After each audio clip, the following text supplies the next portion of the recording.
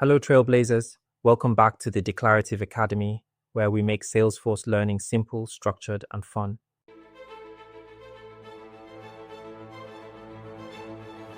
In our last session, we prepped our org by adding users, roles, and custom fields for discount approvals. We even created email templates for approval and rejection notifications. Now, it's time for the fun part. We're going to create the actual approval process that brings all of that setup to life. By the end of this video, you'll know how to create a new approval process using the setup wizard, define approval criteria and approvers, set up record edit permissions, and review your process configuration in Salesforce. Ready to automate your approvals? Let's jump in. Approval processes are a bit like your Salesforce referee. They make sure the right people approve the right records at the right time. They're brilliant for keeping things consistent and for maintaining control over sensitive actions, like discount approvals. For AW computing, we're setting up an approval process that automatically routes discount requests to the right manager. No more chasing people for sign-off or wondering where things stand. Salesforce takes care of it all in the background.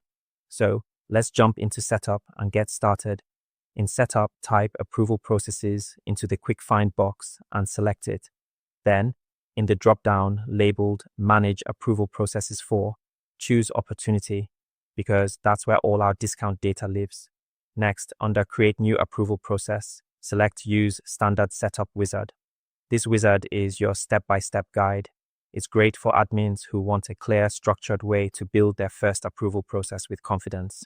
Let's start by adding the basic details for our approval process. In the fields provided, enter the following: process name, discount approval process. Description, automates opportunity discount approvals. Once that's filled in, click Next. Giving your approval process a clear name and short description helps everyone in your org instantly understand what it's for, especially when you start managing multiple processes later on. Next, let's define when this approval process should actually run. In other words, which opportunities will qualify for approval. In the drop-down that says, use this approval process if select criteria are met. Now set up the criteria like this: field, opportunity, discount percentage, operator, greater than, value, 0. What this means is that any opportunity with a discount greater than 0% will automatically enter the approval process. Once you've entered those details, click Next to move on. Now it's time to tell Salesforce who should approve the record and who can make changes while that approval is in progress. For next automated approver determined by, choose Manager. Then tick Use Approver field of Opportunity Owner. This ensures that the approval request goes straight to the manager of the person who owns the record. Next, under Record Editability Properties, select Administrators. Only can edit records during the approval process. This setting locks the record while it's awaiting approval, so sales reps can't change discount details once it's been submitted. When that's done, click Next to move forward. Now let's decide what information managers will see when they review an approval request. Under Select Fields to Display, choose the following fields: Opportunity Name, Opportunity Owner, Amount, Discount Percentage. Then tick the option Display Approval History information in addition to the fields selected above. This gives managers full context. They can see both the key record details and the approval history in one place. Next, under Security Settings, select Allow Approvers to access the approval page only from within the Salesforce application. Recommended. This keeps the process secure and ensures everything stays compliant with company policy.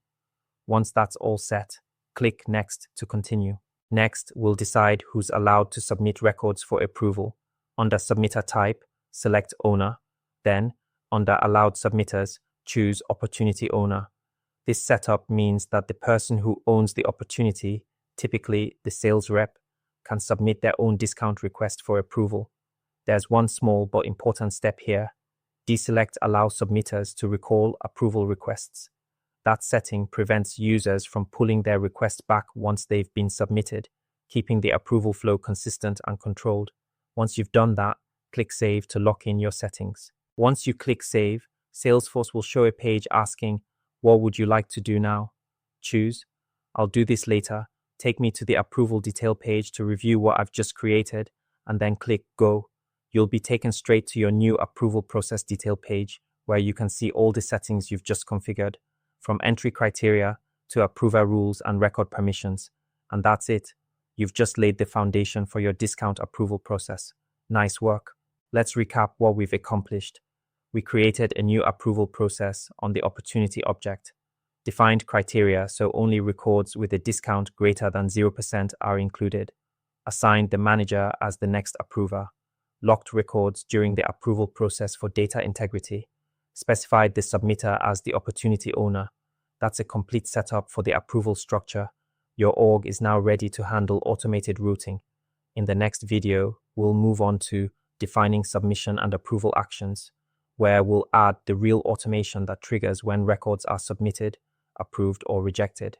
If you've followed along so far, amazing job. You've just built the engine that powers Salesforce approvals. If you found this video helpful, give it a thumbs up, share it, and don't forget to subscribe for more Salesforce tutorials here at the Declarative Academy.